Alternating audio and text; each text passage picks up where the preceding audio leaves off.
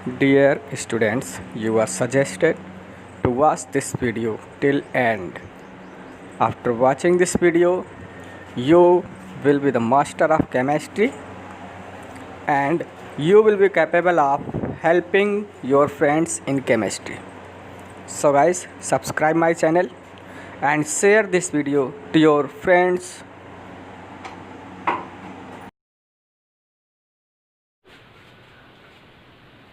Good morning students. Today we have to study about four types of chemical reaction, that is double displacement reaction. The reaction in which two different ions or groups of atoms in the reactant molecules are displaced by each other is called double displacement reaction. For example यहाँ से आप देखिए A B कोई एक compound है and C D दूसरा compound है। जब दोनों एक दूसरे के साथ मिक्स होते हैं, रिएक्ट करते हैं, तो क्या होता है यहाँ पर बी से ए रिप्लेस हो जाता है, बी ए से हटके किसके साथ चला गया, डी के साथ, एंड सी यहाँ से आ गया बी के साथ, ए के साथ। ठीक है, दो दो डिस्प्लेसमेंट। यहाँ से देखो, यहाँ से ए हटेगा, सी से कंबाइन करेगा, और यहां से डी हटेगा, बी से कंबाइन करेगा। दो दो डिस्प्लेसमेंट, डबल डिस्प्लेसमेंट। बट इसमें आपको ध्यान क्या रखना है, दोनों ही कंपाउंड एक्वस फॉर्म में होने चाहिए जिनको हमें मिक्स करना है। जो रिएक्टेंट साइड में दोनों ही कंपाउंड कैसे होंगे, एक्वस फॉर्म में। And this side one of the two products will be in aqueous state and other in solid state, means precipitate। देखिए, या तो ये वाला आपका aqueous होगा और दूसरा फिर क्या होगा आपका PPT से आप डिनोट करोगे प्रेसिपिटेट, या फिर आप डाउन हेड एरो का भी इस्तेमाल कर सकते हो। नाउ अब आपके सामने बात आती है PPT क्या होता है, प्रेसिपिटेट। प्रेसिपिटेट, ठीक है, प्रेसिपिटेट क्या होता है, इनसॉल्युबल सॉलिड, ऐसा सॉलिड जो वाटर में इनसॉल्युबल हो। अब इससे रिलेटेड कुछ आप बातें देखिए कि किसी भी रिएक्शन में डबल डिस्प्लेसमेंट होगा कि नहीं, आपको सिर्फ रिएक्टेंट साइड देख के पता चल जाना चाहिए कि इसमें डबल डिस्प्लेसमेंट पॉसिबल है या नहीं। अगर रिएक्टेंट साइड में दो कैटायंस हों लेकिन दोनों डिफरेंट हों, जैसे यहाँ पे एक कैटायन है बी और दूसरा इसमें है सी, ए एंड सी, फर्स्ट वाला कैटायन, इसमें एक पॉजिटिव चार्ज वाला है ए और जो दूसरा कंपाउंड हो उसमें भी पॉजिटिव चार्ज वाला हो लेकिन वो ए ना हो करके सी हो, कोई डिफरेंट हो, तो दो डिफरेंट कैटायंस अगर आपको रिएक्टेंट साइड में दिख रहे हैं, इसका मतलब फिक्स है कि वहां पे डबल डिस्प्लेसमेंट होने वाला है। क्या लिखा है, presence of two different cations at reactant side first. Second, interchange of ions at product side. अगर आपको पूरा रिएक्शन दिया है और आपसे पूछ ले किस टाइप का रिएक्शन हुआ, तो अगर इंटरचेंज ऑफ कैटायंस हुआ है, यहां से देखो ए बी से ए निकल के सी से जुड़ा और यहां से डी निकल के बी से जुड़ा है इस साइड में, तब आप बता सकते हो कि डबल डिस्प्लेसमेंट हुआ इसमें, इसलिए डबल डिस्प्लेसमेंट रिएक्शन है। In most of double displacement reactions precipitation is formed. ठीक है,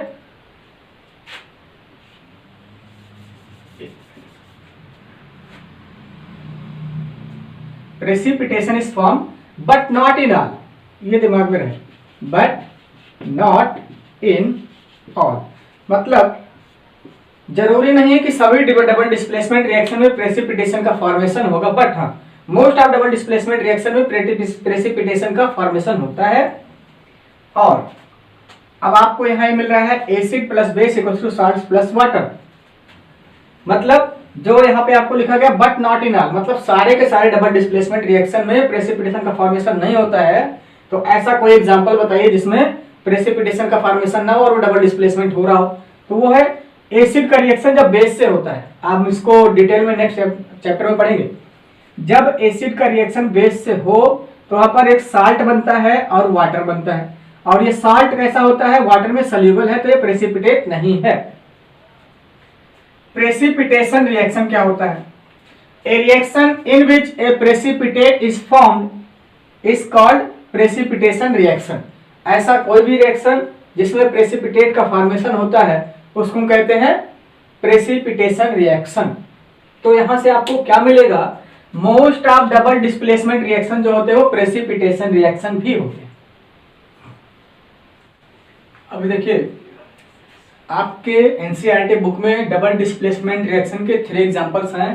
पहला क्या है, reaction of sodium sulphate with barium chloride, second reaction of silver nitrate with sodium bromide, and third reaction of lead nitrate with potassium iodide. तो अब आप देखिए इसका इक्वेशन क्या होगा, रिएक्शन ऑफ सोडियम सल्फेट, तो सोडियम सल्फेट का क्या होगा, Na सोडियम एंड ये SO4 सल्फेट। आपको पता होना चाहिए इस पे 2 माइनस है तो इसका 2 यहां पे आ जाएगा, इस कॉमन लिखने की जरूरत नहीं। प्लस किसके साथ, barium chloride, barium chloride.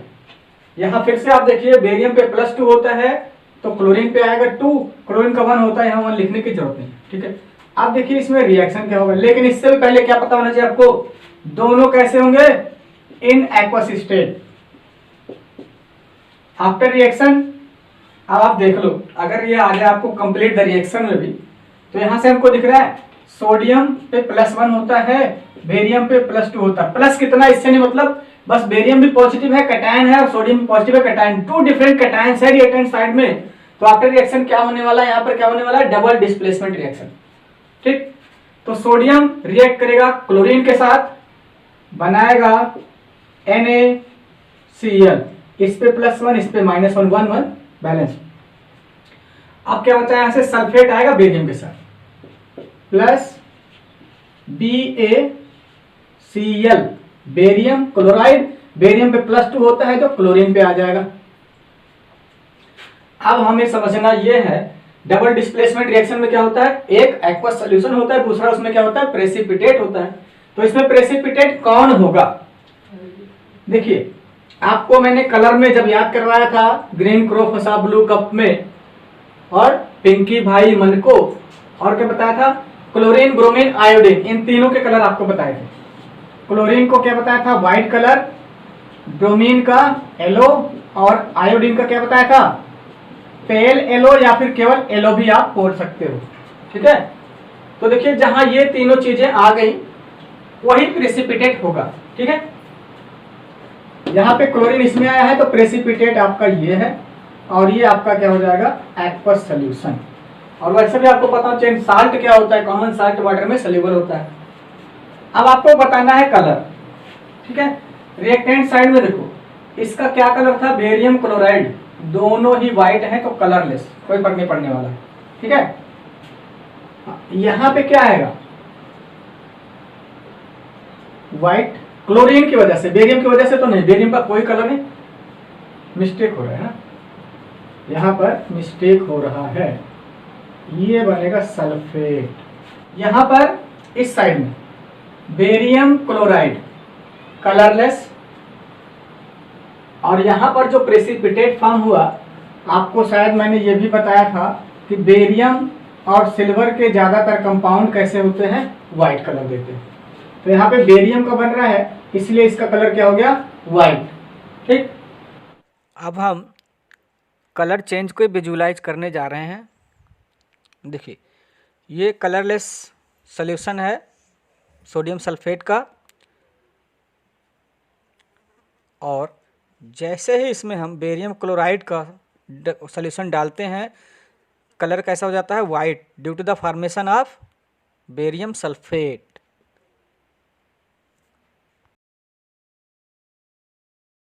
Second, reaction of silver nitrate, silver nitrate, nitrate पे 1 चार्ज होता है, यहां आएगा कोई फर्क नहीं, और सिल्वर पे 1 होता है वो भी कोई फर्क नहीं है, तो ठीक है। दूसरा क्या है, sodium bromide, sodium bromide NaBr, इस पे भी 1 इस पे भी 1, और दोनों किस स्टेट में, एक्वस स्टेट में। आफ्टर रिएक्शन क्या होने वाला है, देख लो, ये पॉजिटिव ये पॉजिटिव, टू डिफरेंट कैटायंस है रिएक्टेंट साइड में, तो आफ्टर अब इसमें क्या होने वाला, डबल डिस्प्लेसमेंट, मतलब सिल्वर ब्रोमाइड बनाएगा और सोडियम नाइट्रेट बनेगा।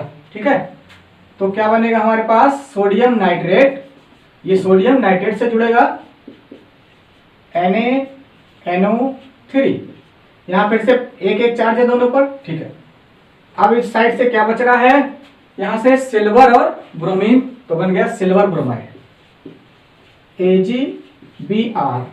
ठीक है, अब देखो इसमें प्रेसिपिटेट कौन होगा, ब्रोमीन किस में आया है, यहाँ पे ब्रोमीन है, ब्रोमीन यहाँ आया है, ये आपका प्रेसिपिटेट, और इसका कलर क्या होगा, ब्रोमीन का आपको क्या बताया था, येलो, तो इस प्रेसिपिटेट का कलर हो गया येलो, और ये हमारा आ गया एक्वस फॉर्म में।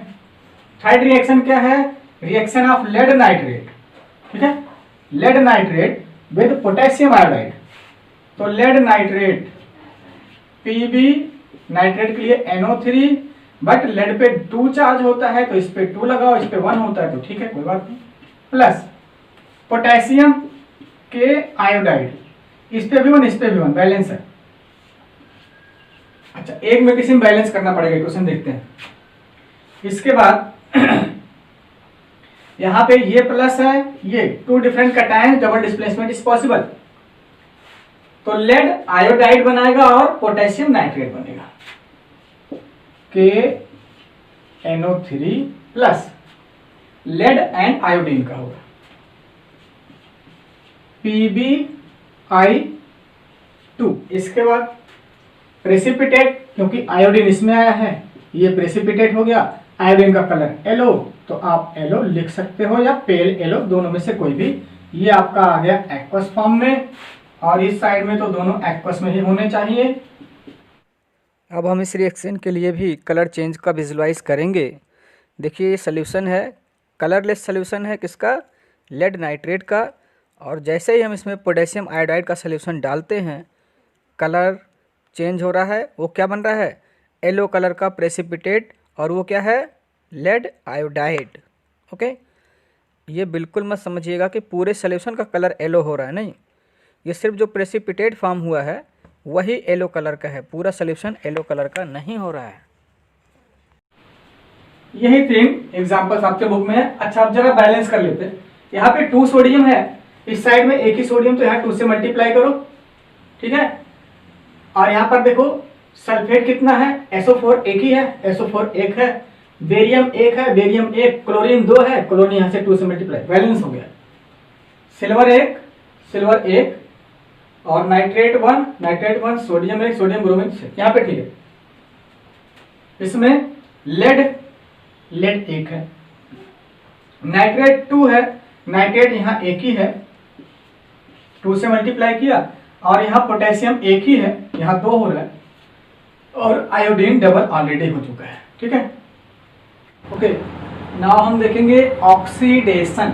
ओके, ऑक्सीडेशन क्या होता है, देखिए ऑक्सी फॉर ऑक्सीजन एंड डेशन में आप ऐसे समझ लो, डेशन को एडिशन समझो, मतलब ऑक्सीडेशन क्या है, एडिशन ऑफ ऑक्सीजन।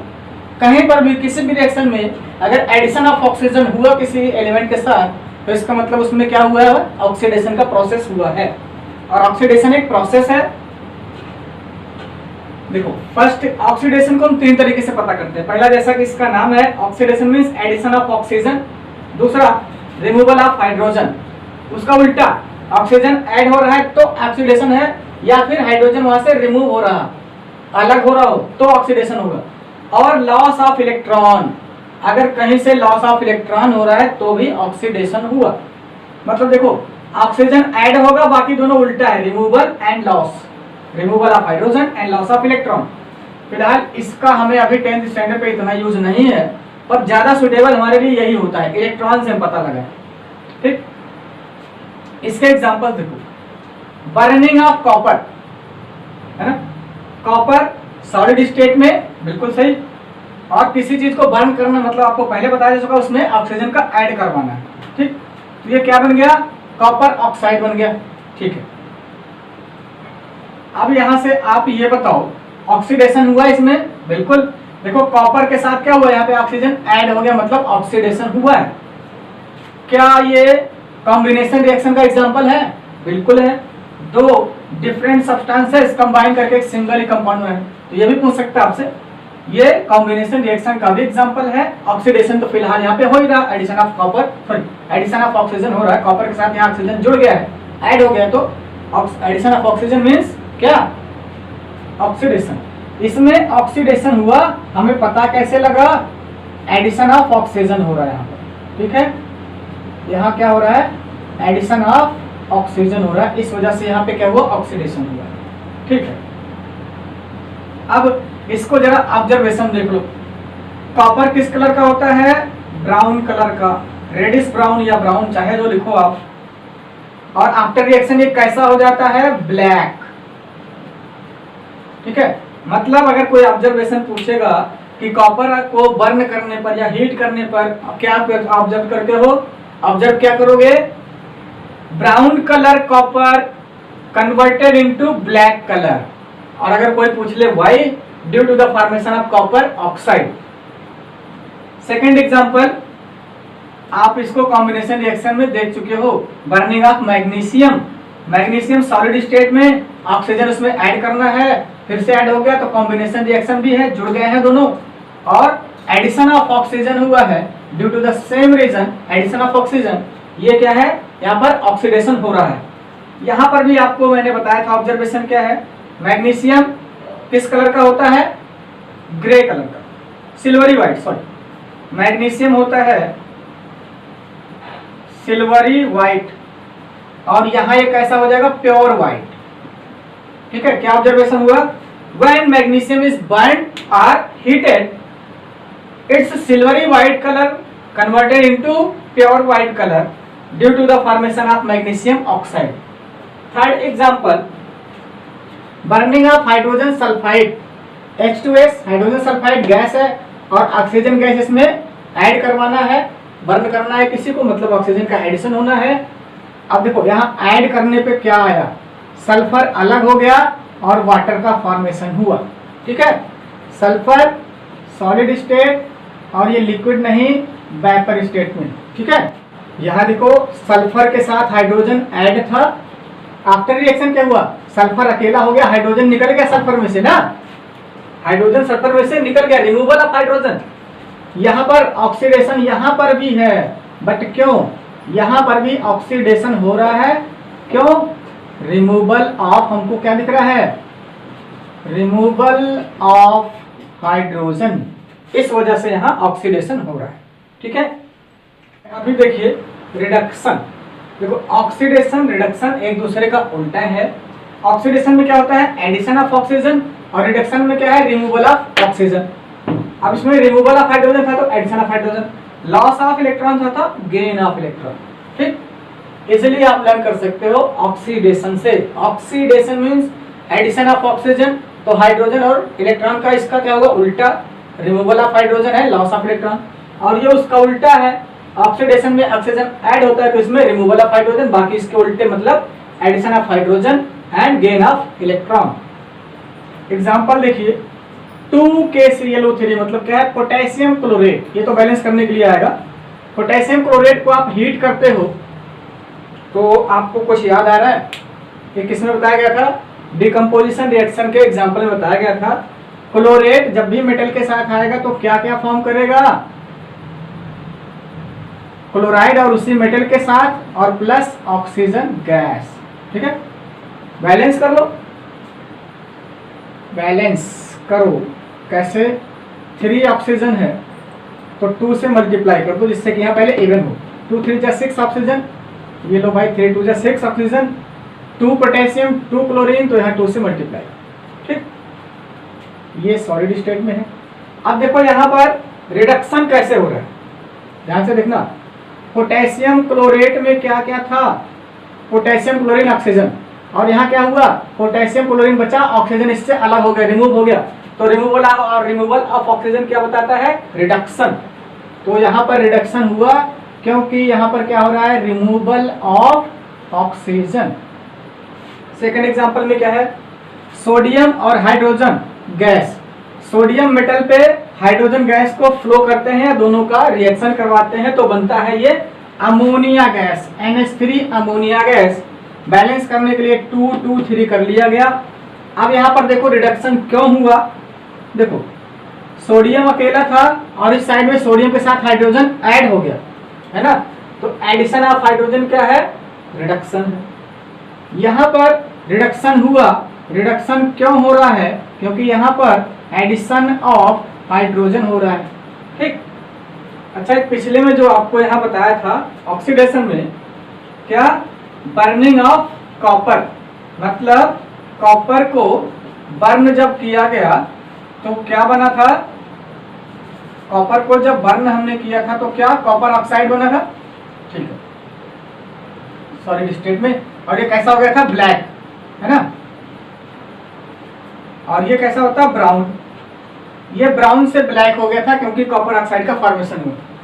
लेकिन याद रखना, अगर इसी कॉपर ऑक्साइड पर हम हाइड्रोजन गैस फ्लो करें, ठीक है, कॉपर ऑक्साइड जो ऐश मिला इस पे अगर हम हाइड्रोजन गैस फ्लो करें, कंटिन्यू फ्लो करते रहें, तो क्या होगा, ये जो देखो यहां से H2 और O मिला के क्या बना लिया, वाटर, और कॉपर फिर से अलग हो गया।